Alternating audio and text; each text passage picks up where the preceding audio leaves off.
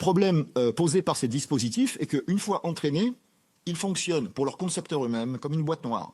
C'est-à-dire ils donnent de bons résultats, mais contrairement à ce que permettent les systèmes symboliques, ils ne donnent aucune indication sur le raisonnement qu'ils ont suivi pour arriver au résultat.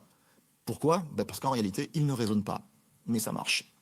C'est ce qu'on a appelé, ouvrez les guillemets, ce sont 2 ingénieurs de Google qui ont dit ça, l'irrationnelle efficacité des données. En certains domaines, il va devenir si pointu que personne ne pourra dire que le jugement humain est meilleur que celui de la machine, et cependant, la machine ne sera jamais tenue pour responsable si la décision s'avère mauvaise. Tous les experts s'accordent pour dire qu'on est encore très loin de pouvoir produire une conscience dans un programme ou une machine, pour ne même pas parler d'une conscience morale.